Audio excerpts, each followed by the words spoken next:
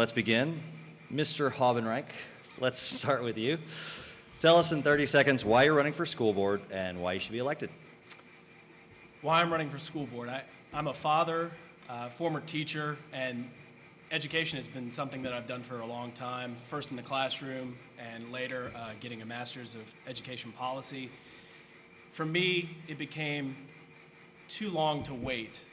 With my own daughter a couple years away from going to school, public schools herself, we need someone who has a personal investment, who's connected with the community and has the urgency to really get what needs to be done and restore our trust and restore our public schools. Thank you. Ms. Kim? Thank you everyone for coming, and thank you Councilman Davis for moderating. My name is Elisa Kim, and I'm excited to be here tonight. I've been on a listening tour talking to parents, principals, and teachers, and what I'm hearing is a ground note of frustration about how the system is not fully working for all kids, but it doesn't have to be that way. We know that through excellence and leadership and focus, we can in fact create a system where Metro is in fact first choice for all families. Thank you. Ms. Lanier? Good evening. My name is Erica Lanier, and as I look out in the audience, I see many familiar faces. First and foremost, I'm a parent of two beautiful daughters, both currently in Metro schools. So not only do I have a vested interest in us getting it right, but getting it right today and now. This has been a natural progression in why I would run, because I have had the blessing to actually serve as the chair of the Parents Advisory Council and hear the concerns for the last 5 years. Thank you. Ms. Porter? Hi, and thank you so very much, Councilman. I'm Gracie Porter, and I'm here tonight because I have a vested interest in Metro schools. I have two sons that are graduates of Stratford High School and a granddaughter that will be going to East in the fall. I'm not afraid to make tough decisions when it needs to be made. I've always been committed to what's going on within the district. The longevity that I have had in this district, I think, is tops to none when it comes to making sure that children are treated fairly. Thank you, Ms. Porter. Charter schools are public schools that are granted a contract or charter by the school board to operate independently of Metro schools. As a school board member, you will have the opportunity to review many applications to open new charter schools in our city. Do you believe we should have more charter schools, and what will you be looking for in a charter application, starting with Ms. Porter? Well, I would like to say you can't legislate good schools. Good schools come from teachers and leaders of those schools. Also, I have served on the charter school committee several times, and as well looked at applications that have come to me since I've been on the board. I suggested that that there was a need for a separate office for the charter school. Came from me. If you want to search it, go back to the board minutes. Also, while I was on the committee, I voted to approve Lead Academy, as well as when Randy Dowell is here in the audience, and he can tell you that I also said to him, Randy, why not increase your ability at Highland Heights? And what is he trying to do? Increase his ability. Randy and I sat in my gathering room to move into a high school. Also, when we think about charter schools, it is a public school. And I'm not against charter schools, ladies and gentlemen, in spite of what the propaganda has been there. I am for good charter schools, not bad charter schools. Again, I am not against charter schools. Thank you. Thank you, Gracie. Mr. Haubenreich? I support good schools, period. We have some excellent, excellent charter schools in Nashville, and we see representatives from some of the very best ones in the room. Randy Dowell from KIPP, Ravi Gupta from Nashville Prep. I don't see Jeremy Kane in here. He's probably a little too busy to make it down here tonight. Those three schools, Lead, Nashville Prep, KIPP, those are three outstanding examples of what really good, high-quality charter schools can do and the role that they can play in our community. And I can say unreservedly that I can support schools, those three, schools like them. There are others in our community. They absolutely have a role to play as long as they're high quality and they're doing what they're supposed to be doing, because that's the trade-off for charter schools. They get freedom, they get independence, they get flexibility, and in return, they deliver great results. That's what we need to demand from our high-quality charter schools. But it's a balance, because the traditional neighborhood school also has a strong role to play, and as a supporter of community-supported schools, we need to find that balance in our district, and that's what I support. Great. Ms. Kim? Yeah, I believe we should have more great schools, period, regardless of the legal designation, whether it's charter, magnet, or traditional. Greatness is what we should be aiming for, looking for, and working for. I've had the pleasure just in my day job of visiting tons of high-performing schools throughout the country, and it is striking how similar they really are at the core. When you see high-performing schools, you see where exceptional, the kind of learning that's exceptional and puts kids on a totally different track in life, you see similar traits, different things happening. And that is, you have leaders who have established a big vision for where they want to go. They've set measurable goals to help them assess progress along the way. They've created a culture of excellence and high expectations, and they demand more from their students, and they hold themselves accountable for producing those results. And I do believe that that greatness can be achieved, not just in charter schools, but in traditional and magnet schools, and that is what I'd be looking for in all of them. Ms. Lanier? I've had the pleasure to have my children in private school. I've had them in neighborhood schools. I've had them in magnet schools. And I am probably a fixture in several of the charter schools here in Nashville. What I support is quality education, but I believe it's got to be across the board.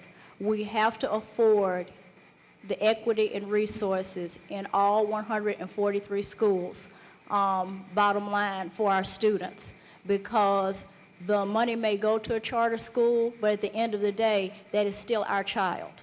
That is still a Metro Nashville public school student who deserves the best and will not get the best until we hold accountability for all of our schools to be the best. What are your thoughts about an extended school year or a balanced calendar? We'll start with Ms. Kim. Well, I certainly believe in the idea of time on task as a means of really advancing student learning, particularly for those kids who are furthest behind. And we've seen lots of evidence and research to suggest that more time on task is helpful. That being said, I think it needs to be applied in a context where we're addressing a very specific problem. So for example, if you have a school that has not, in fact, been accelerating learning and isn't high performing, then it's not clear to me that adding more time to the calendar is going to solve the problem that we face in that particular school.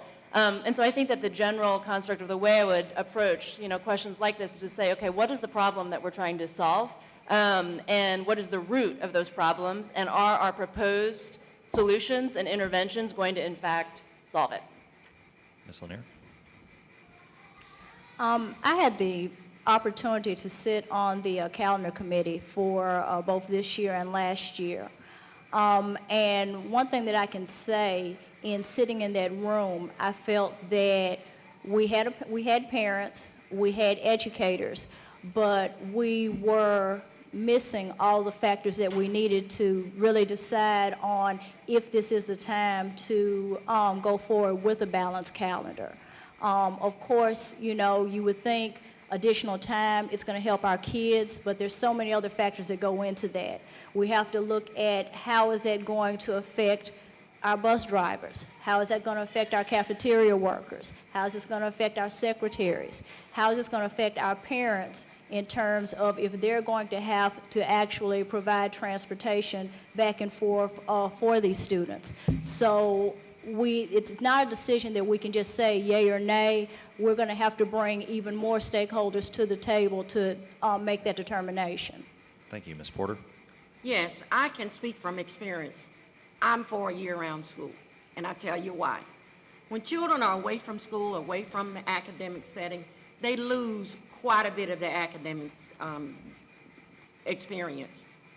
I, as a parent, look for childcare if I were working during the summer, or I would take my kids to summer programs that many parents cannot afford to do. And I think this is an opportunity to increase the student academic success. Can we do this? Yes, we can. I am more concerned about the child sitting in the classroom than someone is saying to me in an email that, oh, if my child goes to any longer in school, then they will miss out on their summer camp in North Carolina. Well, I think that's great. I really do, and I'm not knocking that. But I say we must look at those children as well. And I say over and over again, I am there for those students who cannot rally for themselves, and that's year-round school. Mr. Hobbenreich? Quality of the time spent at school is in many ways more important than the quantity of time, and that's really got to be our guiding focus here. The year-round calendar, there is some research out there that supports that more time just based in a school building does help student outcomes, and the drop-off that Ms. Porter is talking about during the summer, that is research-based and does occur. But when I talk about the need to have community-based schools, what I mean when I say that is that you need to take into account the needs of the community. And that means talking to parents and listening to those parents who say, look, I have a different life than maybe some of the other parents in this community. I may not be able to handle a different schedule like this, or we may have trouble transitioning it. It involves talking to the people who work in our schools, the teachers, and paying them adequately for those extra days. It involves talking to the support staff and making sure that they're all on board. So I think you fix what we're doing first and then lengthen out the school year. Federal Race to the Top funds and the Teacher Incentive Fund are grants that will run out over the next 4 years. What has been the most important part of this investment, and how should MNPS continue the work? We'll start with Ms. Lanier. Many great programs have come out of those funds. The one thing that no official dollars went to, but that MNPS took an initiative to do, was to increase parental involvement and parental support. And I think that that's something that we can easily do without a budget. I'd say if we address the culture and actually become more welcoming, and in doing that, that in turn would open up our resources to support a lot of the programs that have already been instituted once funds have ran out. Ms. Porter? Yes, I think the Race to the Top funds have just been a wonderful, wonderful plug for us. It really gave us an opportunity to provide more quality professional development training for teachers and support staff. And also, funds as such are earmarked. So therefore, you look at using them as wisely as you possibly can.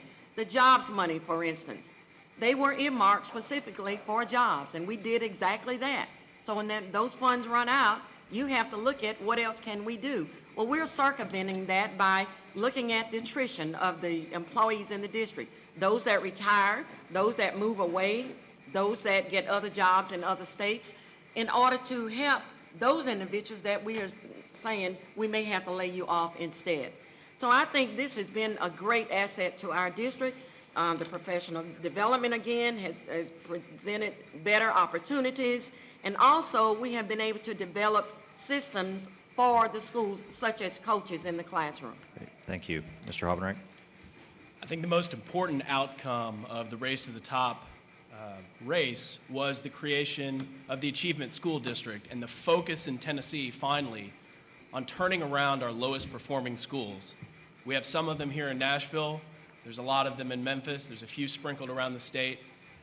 But we owe it to the children in our city, the children who are in the worst schools, to focus on them and to give them the resources and to give them our attention and to really turn those schools around. And so by participating in Race to the Top and really focusing in that direction, I think that was one of the most important things that we did with that grant money. In terms of the TIF grants, which was the other part of this question here, I think a focus on creating new innovative salary structures, which is sort of what that grant is aimed at, for teachers is an incredibly important thing to do. We need to be rewarding our highest and best teachers. We need to be giving teachers incentives to take on leadership roles and to do more things like that. So I think that was a great grant. Great, thank you. Now we're ready for some of these audience questions. We've got some really good ones. Oh, I'm sorry, Ms. Kim. Oh my gosh. I'm jumping the Anthony, what gun. does I'm that so mean? excited about these questions, though. They're awesome. It's all right. Go ahead, Ms. Gill. I forgive you. I'll keep shuffling cards over here. So I think the power of Race to the Top was actually the entrepreneurial energy and innovation and, yeah, spirit. It just unleashed across the system because it forced us, it would put a searchlight on results and accountability and force us, as well as many other states, to ask and answer the question of, okay, how are we doing business and can we do better? And I think the charge for us now is, can we take the lessons learned from that process? Can we continue to be nimble in, scaling up what works and then scaling down what doesn't? In my own work, in 2009, I cut my own team's budget by 11%.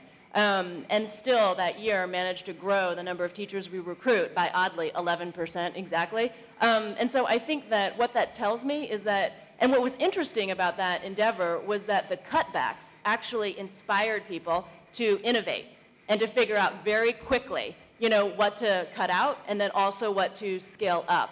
And so I think the lesson I take away from that is that, whether we have Race to the Top funds or no, it is possible to keep that spirit and urgency moving forward.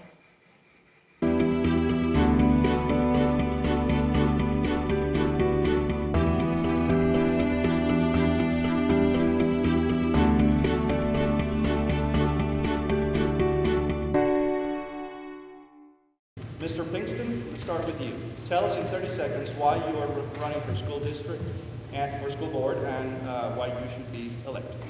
Thank you. Thanks to Friends of Metro Schools for having this forum. I'm running for school board for three basic reasons. The first reason is I have spent the last 10 years working in and around public education reform, mostly for Governor Phil Bredesen. I've developed a passion for it, and I want to continue that work at one of the largest and most important school systems in America. That's right here. The second reason is I'm a product of this public school system and this school board district. I grew up actually right across the street from the entrance to this school, and I believe strongly goes back to my part of the community. Third reason is I'm a public school parent. Thank you. Thank you. Mr. Sharp. Yes, I decided in January of this year to run for school board for the simple reason that I've always been or had an interest in public service, and for the simple reason that I wanted to offer myself and my ideas and those that I learned from other people and heard from other people to the people of Davidson County in this period of reform in our education. Thank you. Thank you, Mr. Sharp. Mr. Wilkins. Thank you. The reason I'm running is to be a voice for the parents and the students that just don't seem to have a voice. And maybe they want to talk, I know, because I've talked to them. And I just think that it's time for me to step up. I've been active in politics, but never ran for an office. And just to close it up and say thank you to the partnership for inviting me tonight. If you had to pick one indicator of student achievement that has that was the most important, what would it be, and what could you do as a board member to help raise it?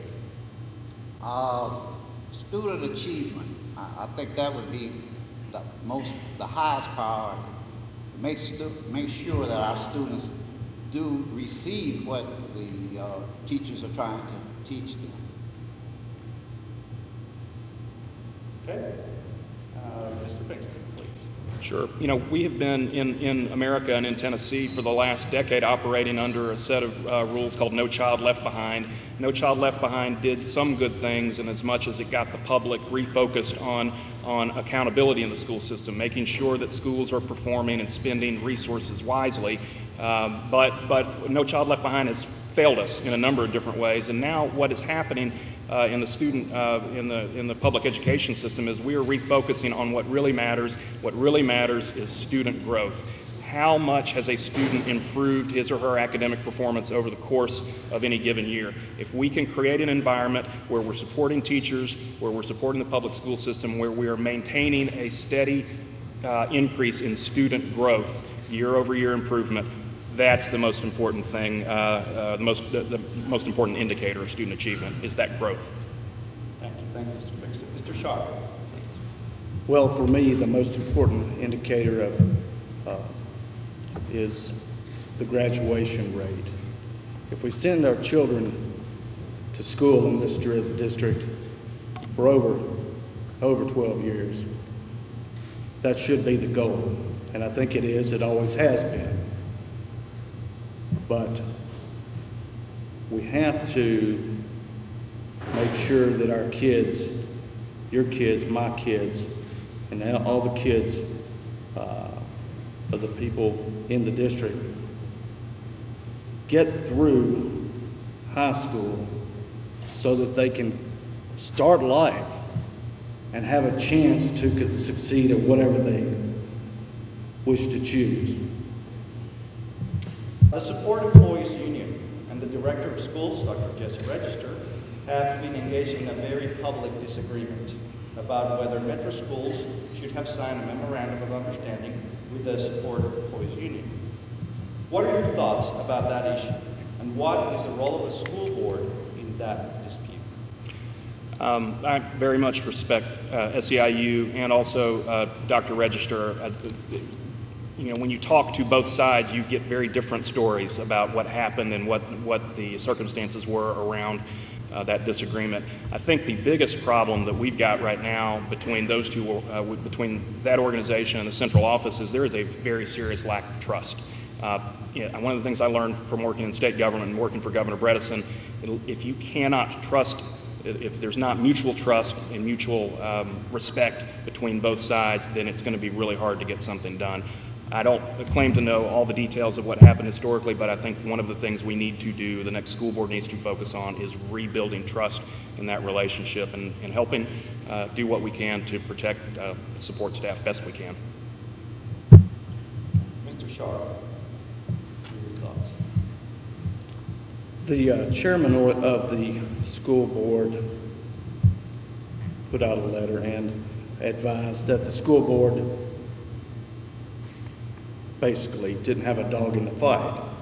So if I'm elected to the board, I'm not going to offer any advice. I may personally, if he were to ask me, but for me, this is an opportunity for the director of schools to again start anew. He's got 2 years. He has opportunities to improve. If he wants to leave a legacy at some point, he has to at some point start changing some things that have not gone right in the past. Let's talk about a topic that I know is of interest to many here, charter schools. Charter schools, which are public schools that are granted a contract or a charter by the school board to operate independently of Metro schools. As a school board member, you will have the opportunity to review many applications to open new charter schools in our city. I didn't get a chance to ask. Oh, I'm so sorry. Okay. Right, I'm sorry. I think everyone should be allowed to have a mutual agreement, some type of labor agreement. I look around and I watch all of our professionals, they have agreements. The director, he has one. So why come the least of us couldn't have one? That's my answer. Thank you. Now what do you want? I apologize. So charter schools, as a school board member, you will have the opportunity to review many applications to open new charter schools in our city. Do you believe we should have more charter schools? And if so, what will you be looking for in a charter application? And Mr. Sharp will start with you. From what I know about them, they're a wonderful option for a lot of underprivileged children in all the states that allow them. Am I for them? Absolutely. If I'm on the board and I have to look at the applications, I'll be looking for the same things under the guidelines that have been set for acceptance. But I'm absolutely for them. Mr. Wilkins. Thank you. I think it's a little early in the game to say that charter schools are the answer to our prayers. I think the old-time way of doing schools worked pretty good. So I'm not closing my eyes to the charter schools, but I would not say that we need 90% charter schools and 10% public schools, when in reality I believe a charter school is supposedly governed by the board, so it would be a public school. So I'm not real sure on me as a board member of just saying yes to charter schools. I've spent a lot of time studying charter schools, working around them, and I have a real sincere belief that charter schools are a useful tool in certain situations. But they are just that. They are a tool in the toolbox, just like there is a screwdriver, a hammer, and a wrench. I do not believe charters are the solution to education reform in America or in Tennessee or Nashville. I think that, frankly, right now, I believe that we are moving too far, too fast in this community in the direction of charter schools. We need to step back, take a long, hard look at what we're doing, and let's not forget that we have existing schools that have long histories, deep roots in this community that deserve our attention. We have to fix what we've got before we go out and create a lot of new schools. I think that they're useful, but I think we have to be very, very careful to not go too far, too fast. Thank you. And talking about fixing what's broke, Mr. Wilkins, we'll start with you. Would you be willing to support closing an underperforming charter school or district-run school? Closing. If we put money into the school, why don't we close? Why should we close it? Why shouldn't we fine-tune it and make that school better instead of wasting money by closing schools? I mean, buildings down to reopen them in probably 4 to 5 years. I think we not only have, we need to look to support closing underperforming charter schools. I think we have an obligation to do that. Charters, by definition, are granted the flexibility to operate outside the bounds of the normal school system. So whether that's extended days or flexibility in how they hire and fire and how they spend their money, they are granted the permission under their charter to do things differently. And if they get 2 or 3 or 4 years down the road and in fact are not making the improvement they promised and are not making the gains in student growth and student achievement, then the board and the school system has an obligation to step in. That doesn't mean you go right in and close it, but that means you open up an earnest conversation about a series of structured interventions to help them get on track, and if they don't, then there's accountability to talk about. Mr. Sharp, what are your views with closing? When we, as a county, opened or approve of charter schools, again, it is in the guidelines to keep an eye on them and make sure that they are performing to the standards that the other schools are. I also would be leery of automatically just closing one, but it is a duty as a board member to look at what's going on, and after looking at all extenuating circumstances, if it were necessary, yes, go ahead and close it.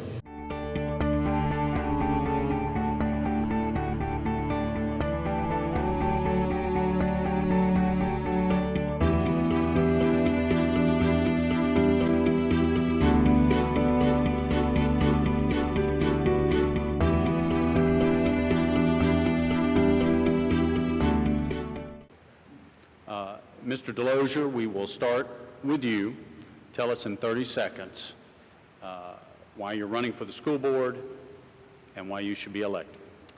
Well, I'd like to start by thanking everybody who played a part in putting this event on, the sponsors, Madison Middle School, and for you, Mr. North, for moderating and for your years of service on the board.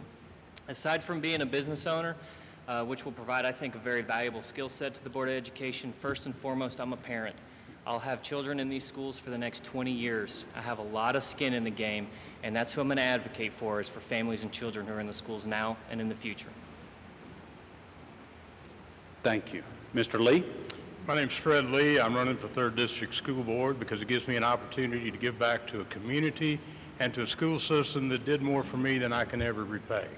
The reason that I think you should elect me to the 3rd District School Board is because everything that I've done professionally and educationally has prepared me for this position. I'm a product of the Metro Public Schools, as are my 4 Hunters Lane graduate children. I've got a successful law career, judicial career, and I currently am on the adjunct faculty of the TSU Graduate Department in Professional School Counseling, where my wife, Dr. Jerry Lee, serves as director. Thank you, Mr. Lee. Ms. Spearing? I'm Jill Spearing, and I bring a wealth of knowledge to this school board. I've been very successful in my career with 35 years of teaching. I was Teacher of the Year in 2005 for all of Middle Tennessee. I should be elected because I have the passion to serve, I have the expertise to lead, and I have the time to devote to this. Thank you. What do you perceive to be the greatest challenge facing public education in Nashville? Quite simply, I think the greatest challenge facing our school system at this time is to provide optimum choices for parents in small community schools without sacrificing diversity. Now, how are we going to do that? We have some very large zone schools, so one thing I would suggest we do is downsize some of those zone choices. But we need to look at our successes and not maybe experiment so much with some of the new ideas that we've got. Our successes are academic and theme magnet programs. I would suggest moving the 2 international baccalaureate programs, one at Hunters Lane and one at Hillsborough, out into separate freestanding magnet programs so that we can shorten the list at our academic magnet high schools and give some of these kids a choice. We've got up to 1,000 on some of those waiting lists. That would be a beginning point. I would not be against some of the charter choices, but I think we need to scrutinize them a little bit more carefully and look at our successes, which are our academic and theme magnets. Thank you. Thank you. Ms. Spearing? I think that the greatest challenge facing public education today is narrowing the achievement gap between our high-performing students and our low-performing students. And I think this is a problem because our students, many of our students, have difficulty learning to read. And when a child has difficulty learning to read, they really can't do curriculum. And when a child has years of failure, they tend to give up on school, and they tend to give up on themselves. They either withdraw and kind of melt into the background and hope no one notices that they're not learning, or they act out and become a disruption to the classroom. We can tell as educators, as early as kindergarten, which children are falling behind, and we can choose the interventions that are proven in order to bring those children to the average or better of their class in a short amount of time. Mr. Delosier? Quite simply, I think it's our rate of progress. I would acknowledge that we've had some progress, but I think we need to be real honest about where we are. We're a fairly low-performing district in a fairly low-performing state. We have to have a sense of urgency, and we have to have higher expectations. From 2010 to 2011, our percentage of students taking the ACT that scored a 21 or higher went from 27 to 28%. We increased by 1%. I don't think anybody would be satisfied with those results. I think our spending is outpacing the results that we're having, and like most citizens, I'm not satisfied with that. I think we have to have higher expectations. My children will enter school next year, and I will have everybody that's involved in their education, I will hold them to very high expectations, and I'll be happy to do that to myself as well as a member of the school board. Question number 2. Ms. Spearing, you will get this question first. If you had to pick one indicator of student achievement that was the most important, what would it be, and what could you do as a board member to help raise it? Reading is the most important indicator of student success. Reading is a very complex process. When a child learns to read, he learns to think. He learns to problem solve. And by the sheer fact of learning to read, the brain becomes organized and learning becomes easier. High achievers love to read. It's important for our teachers to provide meaningful experiences in reading real books, writing authentic materials, and developing their brain's capacity. It takes excellent teaching to determine which problems children have, and to be able to come in quickly and solve those problems and turn our achievement problems around. As a board member, I would advocate to give all of our reading specialists in-depth training through the local universities so that they can support the teachers and the students in their schools. Thank you, Ms. Spearing. Mr. Delosier. I think a really important one is ACT scores. I think ACT scores paint a picture of the entire education that a student has received in our system. And a minimum benchmark of that, of 21, gives us an idea of if a student is college or career ready. And I think that's probably the most important one, but I don't think it's good to just focus on that one. I think we have to focus on pure achievement as well, how our students are testing on the TCAPs, as well as advancement, how much value add is every student gaining each year.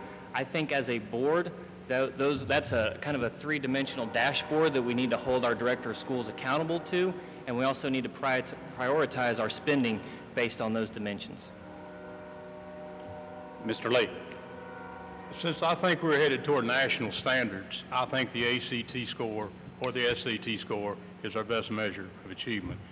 Our final product is judged by whether these students can go into the workforce or college and they're ready. We need to examine what kind of characteristics make a student score a 24 or 25 or 26 for some of these higher scores that enable them to be accepted in college. The ACT is given to all students, not only as a high school exit exam, but it's given in the 10th grade. It's even got a middle school component. It has an achievement component, it has a career component, and it has an aptitude component. It's a very underused instrument. We use it at the last minute, and we criticize people when they can't score. But we need to be looking at successful students and why they're scoring high, and break down the reasons and get a more rigorous academic track toward that goal, and I think we'll be successful. But I do think these national standards are coming, and I think the ACT is where to go. What are your thoughts about the mayor's proposed budget for metro schools and the tax increase to fund it? Yes. If the mayor's budget is approved, the schools have the most to gain. And one of the biggest things would be to increase our beginning teacher salary from $35,000 to $40,000. This is very important because it will help us to attract and retain the best teachers. And we know that the quality of education in the classroom is directly correlated to the quality of the teacher in the classroom. We know that that this will bring us from being 30th in the state to being 3rd in the state for teacher salaries, for beginning teacher salaries. Renovations are needed in our schools across the district. Expansions are needed in our schools. New elementary and middle schools are needed in Antioch. So as a board member, I will be vigilant and ensure that our tax dollars are used wisely, and I will demand prudent spending. Thank you, Ms. Spearing. Mr. Delosier. As a parent, I'm always glad that the mayor makes education a priority. But like many, however, like a parent as well as a taxpayer, I want to know that our tax dollars are being spent wisely. And so far, I don't think we should be satisfied with the results that we're getting from the district with all that spending. To me, I think that's why it would be really important to have someone who's experienced managing a budget, managing a payroll, had to make prioritized spending decisions and sacrifices, the types of decisions that I make every day in my business. As a board member, I will be very tirelessly looking at not only how much money goes into the top of the funnel, but more importantly, how much comes out the bottom of the funnel and into the students' backpacks. We need to start with what the students need to be able to learn and work our way up from there. Mr. Lee? If I were on the Metro Council, I would cast a favorable vote for the mayor's proposal. I think we need to be grateful for the teacher increase. We need to be grateful for the money for fire and the police. We need to be grateful for the infrastructure we're going to be able to improve. I do have some questions. I don't understand why, for the second time in 14 years, we're completely renovating one of our lowest performing schools, Stratford High School. I don't understand why we're putting millions of dollars into renovating Old Highland Heights for KIPP Academy when we really don't even have clear approval for KIPP Academy. And I mainly don't understand why we have 40% of the entire Metro budget, but we can't find money to help our support staff. We're going to lay off paraprofessionals in our exceptional education department that work with autistic children. We've already eliminated and privatized custodians. It looks like to me we're balancing our budget on the backs of our most vulnerable and lowest paid employees, and I don't like that. I'm going to be hunting for some money to rectify that. What are your thoughts about an extended school year or balanced calendar? If it results in better student achievement, then I would be for them. Now, decisions and ideas like this come with a financial cost, and when resources are tight, as they always are, I think we have to put it, like anything else, through a very rigorous sort of cost-benefit or ROI analysis. And if it will move student achievement, then I would be in favor of it. As a former teacher, counselor, and coach, I am definitely in favor of it. I think if you look at it, we've extended the school year a little bit anyway with our balanced calendar. And if you take 2 weeks of Christmas, 2 weeks of spring break, 2 weeks of summer break, 2 weeks in the fall, and you spread the break out, you really are not adding a whole lot of time, but what you're doing is you're eliminating that learning loss period for students over the summer. You're really doing your service employees a favor because they don't have time to find second employment in summer now anyway. I think you're being better, it would be better for your teachers because they're going to make more money because they're going to work more weeks. So I'm in favor of it very strongly. I think the old agrarian model that we're on where we take the whole summer off is pretty counterproductive. So anything that increases time on task has got to increase student performance. Now there will be a cost to it, but we've got a pretty big budget now. I think we can find ways to pay for that. Ms. Spearing? We are in a completely different era than we were when we had the Agricultural Society. And I agree as a teacher that students tend to lose many of their skills, and especially if they're not working during the summer actively engaged or reading books. So the balanced calendar makes sense. However, I would be interested, I'm wondering if 2 weeks is enough to really give children an opportunity to have chances for enrichment and support. I would support a balanced calendar where there were 3 to 4 weeks off 4 times a year, including the summer. The summer would be 4 to 6 weeks at the most. Parents would have opportunities to take vacations at various times. There'd be less time for children to lose their skills and more opportunity for them to have remedial and support.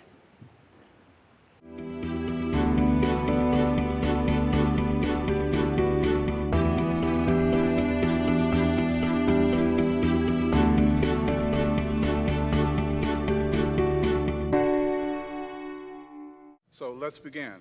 Dr. Gentry, let's start with you. Tell us in 30 seconds why you're running for school board and why you should be elected. Good evening. Again, my name is Sharon Gentry, and I'm currently the district representative here for District 1 on the Metropolitan Nashville Public School Board.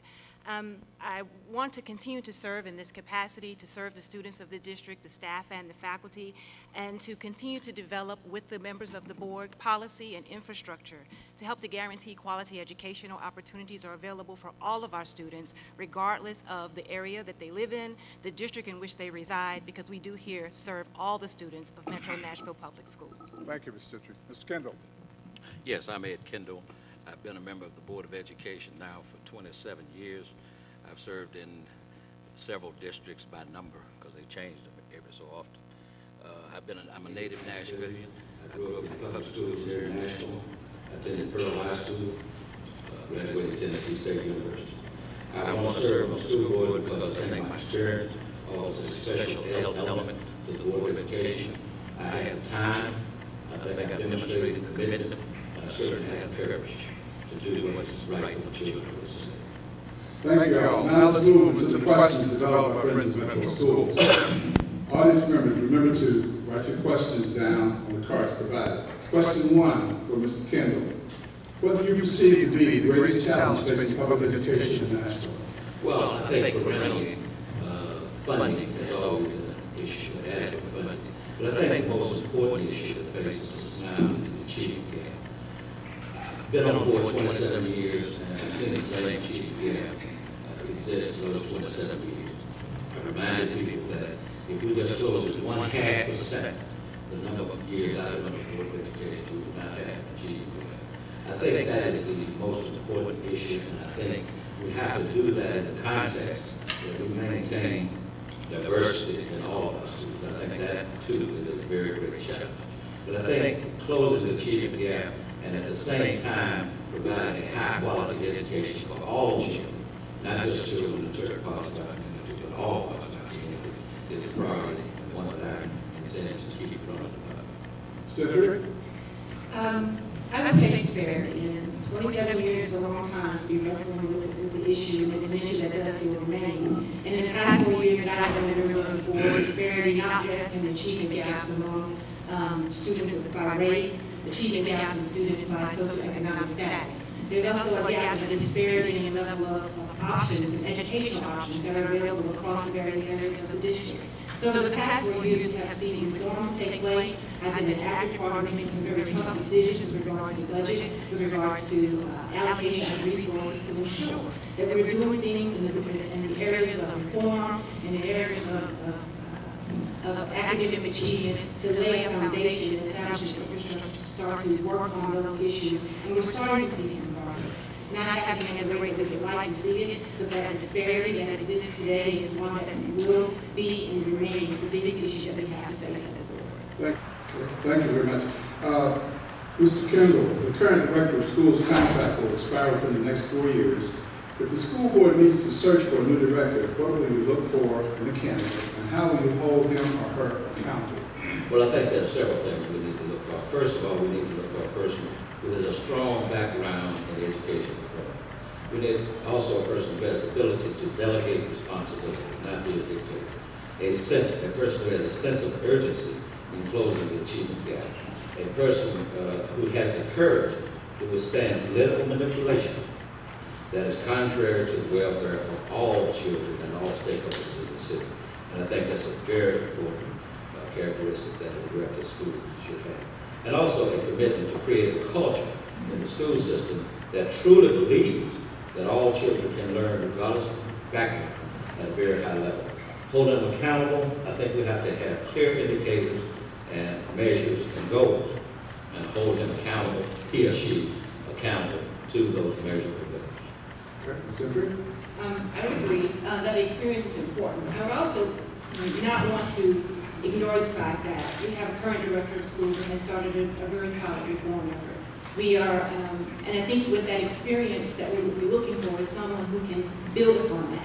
We don't need another director to come in and turn everything upside down. It's very disruptive for our students, it's very disruptive for our staff, our teachers, and the entire educational process. Having a director that cares and demonstrates that they care not just about education and but the students as individuals, that they care about our staff, that they care about our teachers, and that's all of our staff, support staff included. That has to start to become demonstrated in how we develop policies, how we develop and establish the infrastructure for how our schools are able to operate. It still, again, comes back to where that boldness really starts to manifest itself is in the budgeting process and asking for the things that are necessary to create those educational environments. And that's from capital dollars for infrastructure. We have schools that need that as well as in our staff. Appreciate it. Ms. Gentry, in 2008, Metro Schools began reforming all 12 of its zoned high schools into smaller learning communities with a career or thematic focus, impacting 15,000 students. Last school year was the first year of full implementation of the academies in Nashville. Some say the academies make learning more rigorous and relevant to all students, while others criticize them as vocational education. What are your thoughts about the academies of Nashville? The academies in Nashville are an excellent opportunity to demonstrate for our students, the answer to that question I think every student has. Why am I learning this? So it gives them opportunities for hand-on applications. They get exposure to businesses and again, opportunities to demonstrate what's possible for them after graduation. One of the most excellent things that has happened as a result of our academies is we've established relationships with the business community. Now they're coming into our schools. They're believing in us and supporting us in our efforts to educate the best and provide quality experiences for our students prior to them leaving our schools. The thing that's really important is it helps to get the message out about the good things that are going on. You know, we have excellent campaigns around the academies. What's important in the vocational space is twofold. Number one, you end up with a student that's leaving school with a skill, with something tangible, something they can do. But even more importantly, we have to make sure that even those vocational style things are available all across the district and they're not centered in certain areas of our city. Thank you. Same question, Mr. Kendall. Well, I certainly agree that the vocational aspect of it is one of the aspects that I'm not opposed to. I mean, people are critical of that. I think missed the boat in education. I think the academies are good in the sense, I don't know that they necessarily provide more rigor. I think the rigor is in the science classes, the math classes, the English classes, social studies classes, and the teachers, the teaching classes. But they do provide relevance because students have the opportunity to have, as Ms. Gentry said, hands-on experience, but they also have the opportunity to see the various kinds of careers that they can go into once they leave high school, and not necessarily going to college. You know, our mission statement doesn't say that we're going to send our kids to college. It said we're going to provide them with the skills and the knowledge to be productive citizens in this society. And you can be a productive citizen in this society without necessarily getting a college degree. Ms. Gentry, would you be willing to support closing an underperforming charter school or district-run school? You know, you never look forward to closing a school of any type, a charter school or district-run school. Again, it's very disruptive to the students, the parents, and the staff. But yes, if that school is not performing, it is not meeting the academic standards, it's not meeting the needs of the students, and even more importantly, if it's not meeting their own documented strategies that they were approved to function under in their own application, then yes, that is definitely what happens. But it's one of the tough choices as a board member we're faced with, among many other things. If a charter school, district-run school, that really isn't the issue. But that's why it's very important that we have a rigorous charter application process and that we have actually amped it up a great deal this year around, which is why we've had the number of denials, I believe, that we've had in the past years. And that's difficult for many people to accept because where we sit on the board, we're facing decisions for 79,000 students, and as parents, they're facing decisions for 1, 2, or 3 students. So it's difficult, but yes, if it's not performing, then we have to make the decisions, charter or district. Thank you very much. Ms. Kendall, same question. I'm going to answer that yes, qualified. And what I mean by that is, if I believe that a school is a non-performing school, and just to clarify one thing, I don't think we have the authority to close a regular school, Board of Education, the state does. But I look to issues when we talk about closing, because it is a difficult issue, but I look to issues like equity. Are we really comparing this charter school with other charter schools? Are we dealing with political issues? If we're dealing with political issues, I say no. If we're dealing with actual facts, actual comparison of these schools based upon achievement, then I have no problem with closing a charter school. But I look at the issues of fairness, of also collaboration. Whether these are privately controlled schools by boards, they're still public schools and we're still accountable for them. So I look at the Board of Education and the administration as working collaboratively with these schools and not just sitting back being watchdogs saying either you make it or you don't.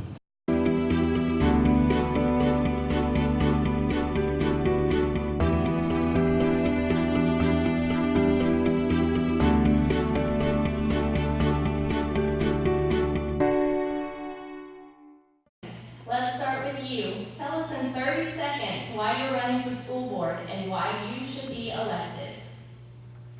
Well, thank you very much. I would like to take some of my time to express my thanks to the folks that arranged for this program and put it on for some of the residents and voters of this area to see the candidates for the 9th District School Board. I'm a longtime person in the field of public education. Ever since I started my career, it's been in school work, both in Arlington and Fairfax, Virginia, as well as Nashville, Tennessee. My major, time is up?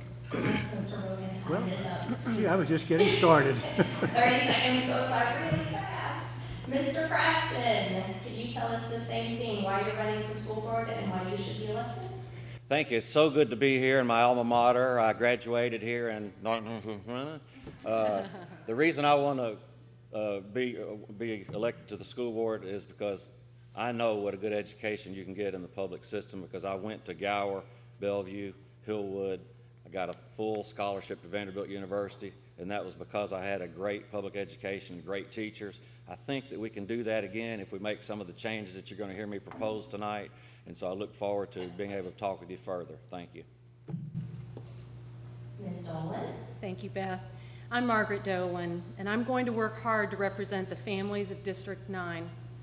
I believe that giving kids a good education is the most important thing that we do. It's critical for their individual success, and it's the key to Nashville's vitality. That's why I've spent many years working on public education. And when Kay Simmons told me that she wasn't going to run, I thought, who do I know in the district that'll be a really great school board member? I found my answer staring at me in the mirror. It's time for me to step up and use my experience for our kids. Thank you. Ms. Frobe?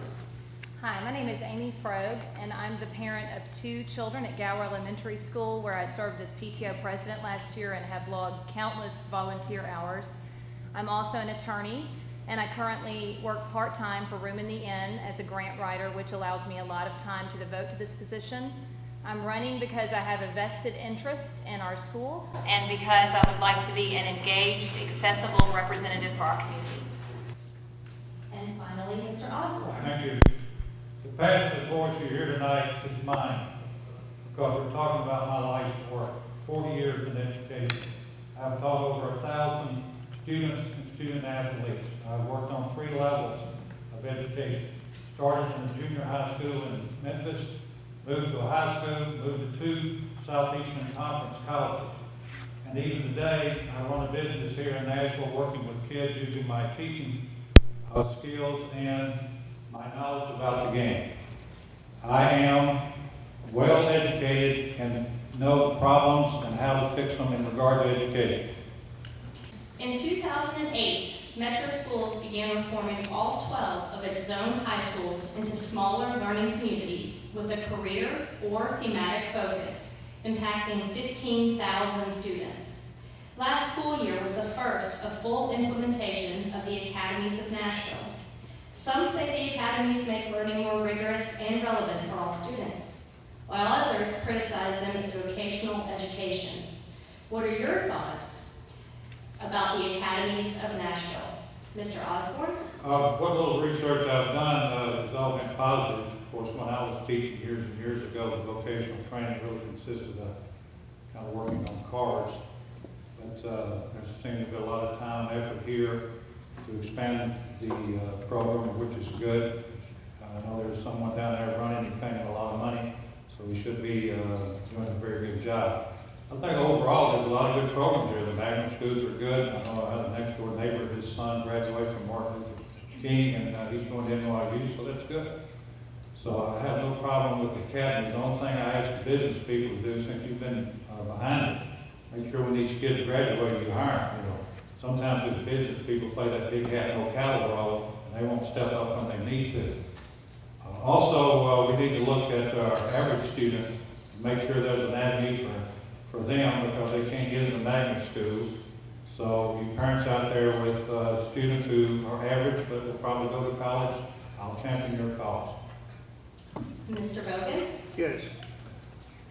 I kind of regret the fact that I don't know a whole lot about the academies and what they're attempting to do, but from what I've read about them, I haven't visited any, but I have read what they attempt to do, which is to give students in the upper grades an opportunity to work with their colleagues in a way that gives them a chance to participate fully and help raise their achievement levels. As to the vocational aspect of it, if that's what seems to be an outcome from these academies, I see no problem trying to give children, students, an opportunity to become well-trained in what they're doing. So I would be happy to see academies develop smaller learning communities and be able to raise the achievement levels for all the students they serve. Mr. Crafton? I just want to pull my hair out. I hear all these educational buzzwords that keep getting recycled and invented, like smaller learning communities, thematic focus, academies of Nashville. The problem is achievement is not getting better, it's getting worse, and the statistics bear this out. Why don't we do something that's very simple? Remember, I told you we have a $160 million extra amount that we're paying, the citizens of this city have agreed to pay to help with challenging students. Why can't we just use that to tutor the children in about a 3 or 4 to student teacher ratio of the worst students, say the bottom 40%, tutor them rigorously every day. I mean, you can't help but improve if I sit there and tell you 2 times 2 is 4, 2 times 3 is 6, 2 times 4 is 8. Learn what a subject is, learn what a predicate is. You're bound to improve. This will free up the teachers to help the average students achieve. And then if you expand the academic magnet program throughout each quadrant of the county, every level of student will achieve. It's just that simple, folks. Ms. Dolan? Yeah, thank you. Actually, I'm very positive on the academies of Nashville. They're engaging students at a whole new level, which is improving achievement. We are seeing improvements in achievement. It gives them guidance regarding career and college choices, and it makes learning more interesting and should encourage staying in school. Students gain an appreciation for the relationship of their classroom academic work with real-world careers. Teachers see how their curriculum skills apply in lots of other settings. It's the same curriculum. It's college prep. It's just taught through various career lenses. It's an exciting opportunity for students and teachers to develop stronger interpersonal relationships, which we know are critical for students' ability to succeed. Businesses are more engaged in the schools in a truly meaningful way and feel as if they are able to really help prepare students for 21st century careers and jobs. And Ms. Rowe? I think the academies provide relevance for a lot of children by showing them real-world applications for what they're learning in school. I also like that they involve area businesses because I think anything we can do to bring in community to our schools is positive. Because this program is so new, I'll be interested in seeing data on how the academies affect school performance and the dropout rate. In general, I would like to see more academically rigorous programs in our school. I think the goal with all of our schools should be to foster a lifelong love of learning and not just teach kids how to take a test or how to get a job. If the academies can accomplish both of these things, I am fully behind them. Also, I see a great need to offer more services for gifted children in our schools, not just through magnets, but through programs such as the Academic Scholars Program here at Hillwood. We're losing a lot of our highest performing kids to private schools because we are not addressing their needs, and I think that we need to focus on that.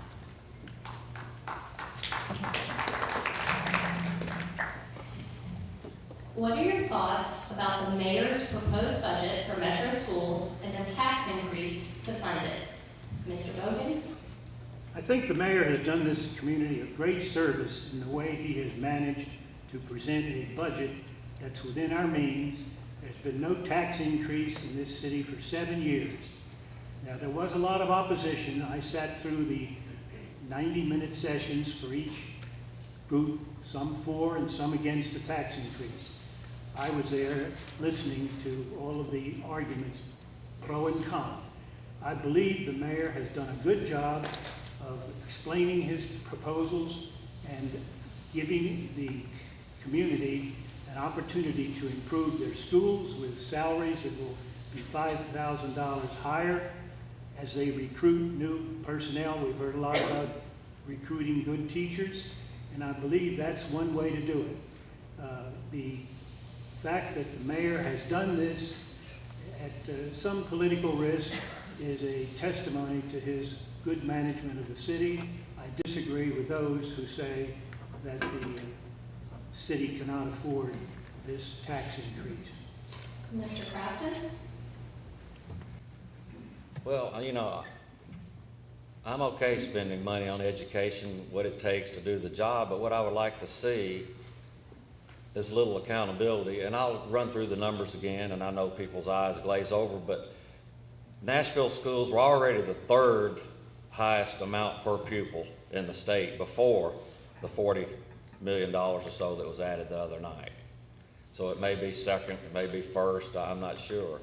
But my point is, if we're spending $2,000 more per student, that's 100, if you assume that our average students can be educated for the same state average as everybody else, our students are the same, then you've got $160 million right here to take and tutor the children that need it. Now, you can do all kind of programs, but if you'll just tutor the children, coach them, just like Connie Gwynn does, they're right down there at H.G. Hills Middle, that's why they're doing so well, because they tutor children in math, you'll start to see improvement, and that's what we got to do. If we don't tutor children, they're not going to improve. It's that simple.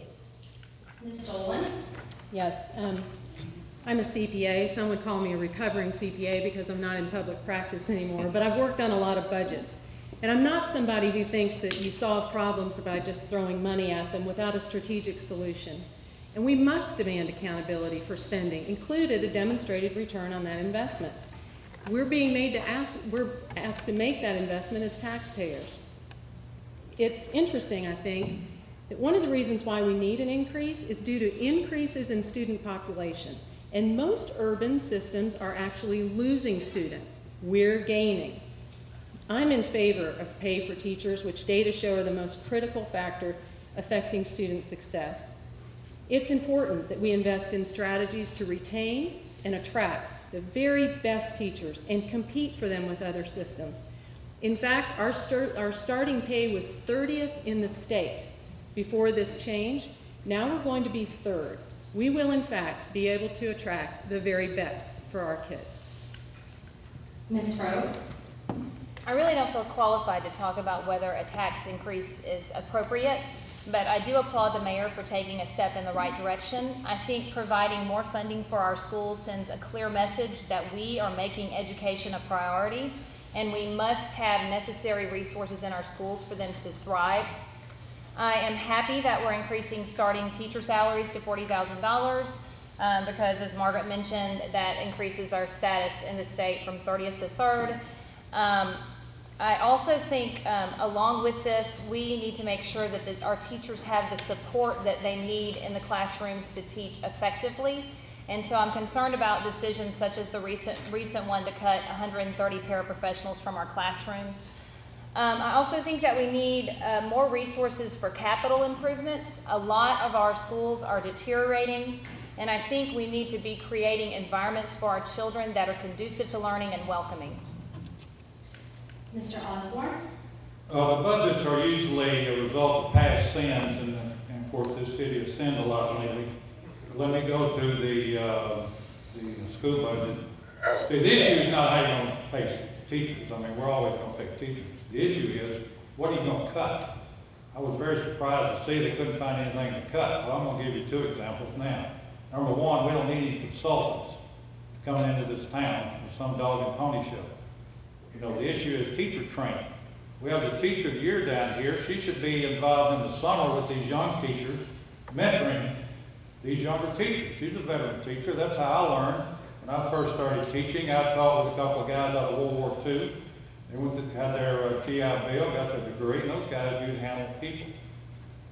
The second thing is, I can't believe there's a travel agent that they're paying in the budget. I was at 2 major universities, and we had 16 teams that travel all the time, and we had no travel agent. So we have no travel agent, and we have no travel for any official in the educational system. Now, you learn where to start cutting, and then you can worry about your money. Sorry, I have to cut you off. No problem. We were talking about cutting, so I had to do that. Our next question, Mr. Crafton, we're going to start with you. The Support Employees Union and the Director of Schools, Dr. Jesse Register, have been engaged in a very public disagreement about whether Metro Schools should have signed a memorandum of understanding with the Support Employees Union. What are your thoughts about that issue, and what is the role of the school board in that dispute? Well, I actually read the proposed memorandum of understanding, and to me it was a very reasonable request. I mean, if I were working as a support staff employee, I'd like to know that I had a job for a year. I'd like to know that I might get a raise or what my benefits might be. I think that's a very reasonable position to take. It was a non-binding memorandum of understanding. So for the director of schools to take the approach that, hey, I'm not even going to collaborate or discuss this, to me was very arrogant and very short-sighted, because the support staff is really what makes schools run, those folks and the teachers. And when you cut out such a large segment and don't even hear what they're asking, and what they're asking for was so reasonable, it wasn't a normal thing that you might expect from different unions. So I just think that yeah, I think it's reasonable to give them some certainty. It's better for morale, and they'll do a better job. Ms. Dolan? Thank you. The only agenda that matters to me is what's best for the kids. MNPS has lots of stakeholders, many of whom make their living from working in and around the system, and we need to be fair. But first and foremost, when making decisions on any issue, contract, policy, etc., it's about what's best for the kids. As a school board member, I'll be willing to listen to anyone or any group that believes that they can make a positive difference in the lives of kids. It's about the kids, period. Ms. Rowe? The role of the school board is to create safe, effective learning environments for our children. I am a public school parent, and that's why I'm running, and every decision I make will be informed from that perspective.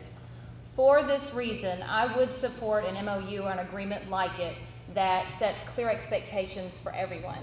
I am not hung up on this particular MOU because I feel I don't have a full understanding of it, but I think the spirit of the document is what's important. What's important to me is that we treat all of our MNPS staff members with dignity. We need to encourage consistency in our staffing. We want to know who's in our schools working around our children, and we need stable learning environments for our kids. And we also need to have a transparent process for grievances, hiring and firing, and those sorts of issues. And in short, I would say that I think happy employees help make happy, safe schools, and that's what I'm interested in. Mr. Osborne? We kind of know the history with this guy. First of all, he fired the custodians, and now he pretty much tears up this memorandum of understanding, and that's, both those acts are totally stupid. However, to me, the real issue is when he got on television and called those workers entitlement workers. What's equally as bad is there was not one member of the Board of Education that spoke out. Not one member of the union organization spoke out. No one from the chamber spoke out. These are people that barely make minimum wage, and you continue to hit them over the head with a 2x4. You just beat them to death. Now, in my life, I've been very lucky to be around some of the greatest coaches and administrators that college athletics ever has offered. In fact, one of the ladies just retired about 6 weeks ago. The one thing they all had in common, it didn't matter whether you stood on the totem pole, there was equal respect. And he has violated that particular cardinal sin. And he should be reprimanded for that. Mr. Osborne? I've got to pass it down to Mr. Bogan now. Thank you. I have worked many years in support of employee rights. I was greatly disappointed to learn about the disagreements between director of schools and the employees that he stripped of their rights, in my opinion. I would like to see that changed if I were elected to the school board.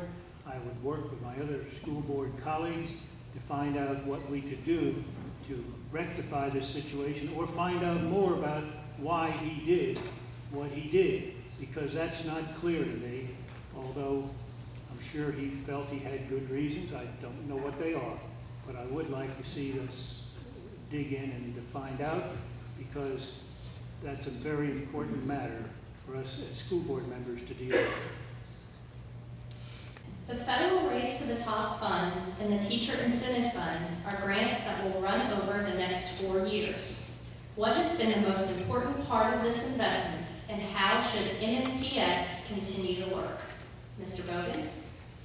Actually, that whole program is something that we need to look at carefully. We talk about evaluation, we talk about looking at these programs from the viewpoint of how they help the children. I would like to see a lot more done in that area. I've heard a lot of discussion here at this table about what we could do, such as tutoring children. I'm more interested in what is being done with parents. What about tutoring parents? What about helping parents be aware of what they're doing to their children before they come to school, even before the children are born? There are plans and programs that we've had in the social service agencies that could enter into this program and see that we have a better cadre of parents to bring their children to school. Mr. Crafton? Well, it's a big problem because we've taken short-time funding and developed it and incorporated it into a recurring budget, and so that's never a good thing. So you're going to have to try to figure out how to make up the funds that are going to be lost. And again, I would hire a great COO to come in and modernize and find efficiencies and do that type of thing to help. Like I mentioned earlier, I know Title I is not the same as some of these funds we're talking about, but again, H.T. Hill Middle with Connie Glenn has done a great job using that to do math tutoring and improving achievement. And if they keep this pace up, they're going to be one of the top schools in the state. So they're doing it right. They are tutoring. And yeah, it's nice to think about, you know, trying to tutor the parents, but it's not the school's job to tutor the parents. We get the kids 7 to 8 hours a day, and while we have them, if you want them to achieve, and they're low achievers, you're going to have to tutor them in small student-to-teacher ratios of 3 to 4 students. That's the only way to get better. Ms. Dolan? Yes, I was lucky to be part of a huge team that was working to help Tennessee win the $500 million Race to the Top grant. The most important part will be what's working best for the kids. Each initiative has a measurement tool in place, and though we don't yet know what makes a difference, we have some early indications. For example, our standards used to be last, and now we're as rigorous as any state in the nation. And MNPS is making gains against those new standards. Our data warehouse and the dashboard, they allow real-time efforts by teachers to target instruction, and they can quickly identify students who are at risk for failure. The new evaluation system is driving improvements in the classroom, but I'm glad that SCORE's work will give the state important information from lots of stakeholders to guide their thinking on necessary improvements.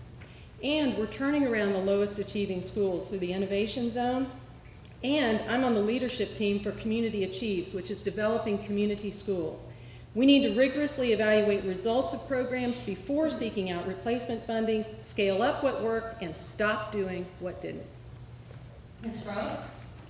I think that the most important aspect of Race to the Top is developing great teachers and leaders. The quality of education depends largely on the quality of our teachers. I do think that we need to change or reconsider how we are implementing our teacher evaluations. Right now we are so focused on accountability, and these evaluations are so time-consuming that they're affecting the quality of classroom instruction. Moving forward, I would like to see us continue to offer great quality professional development so that we can continue developing good leaders and teachers in our classrooms. I'm not such a fan of the Teacher Incentive Fund. A study was put out in 2010 by Vanderbilt that found that teacher performance pay does not increase test scores. I think we need to compensate our teachers well, but I don't think we need to link their pay to test scores. And moving forward, I think that we need to continue to focus on getting the very best teachers into our most challenged schools. Mr. Osborne? The school system will move forward because you've got good teachers and you've got some good programs. Doesn't matter whether federal government's there or not. I've always found that good teachers are going to make it happen. Now, the question that should be asked from District 9, who's going to lead these teachers? Now, there are 6 people up here on this stage today. There's 3 of us who have given our entire life to this as a career. And we have 3 other people who have given you a lot of read you a lot of stats. But unless you understand how to get it done, and I know how to get it done. Now, here's what I'm going to ask you to do before you pull that lever. You strip the politics away from everybody up here. Take the politics away. You read the resumes, and then you make your decision. Thank you.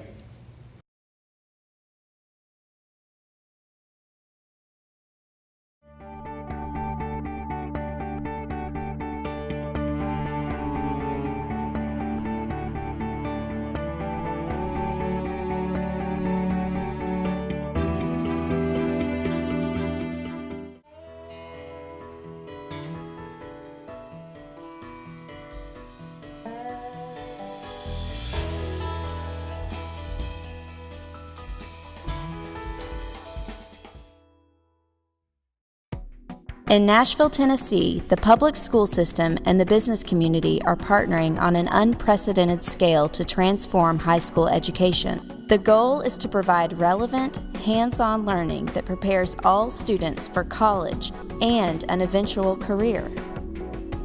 First started in 2007 and phased in over a number of years, the academies of Nashville are showing results. Math scores are up, and the dropout rate has been cut in half, down to only 2.3%. Even so, there are so many audiences and constituencies for public education. Explaining the academy model can be a challenge. Metropolitan Nashville Public Schools has recently launched a multi-year communications and outreach plan to help educate parents, students, and school system employees about how the academies work. But it's also important to make sure community leaders are informed about academies, so they can help share the message of what academies have to offer. So there's something really for everyone within the single school, and I think coming into this, I probably didn't understand that. I thought that, oh, this school is tilted toward one specific area. So that was something that I was glad to see. That's why the Nashville Area Chamber of Commerce hosted a series of Academy VIP tours in 6 high schools during the 2011-2012 school year. The focused, highly organized tours begin with an overview of the district vision and what the academies are designed to accomplish. I'm very impressed with today's tour. I think that it's important to see how it's important for us business leaders to see how our children are getting educated, and also to see the opportunities we may have here of being part of this process. The principal then explains each of the school's academies, how students earn post-secondary credit, and how business partners work with the school. The leaders touring the school then break into smaller groups led by student guides. In Nashville, these guides are called Academy Ambassadors, students who receive training so they can share information and details about their academies to a variety of audiences. To see them excited about doing their projects, to see them genuinely excited about learning is the key. That's where we tap into a student's best potential, when we can get them excited about learning and get them excited about the educational process. That's half the battle right there, getting students to be excited and to say, I want to go to school. I want to learn because I can see the correlation between my learning in class and my job that I want to do outside of school.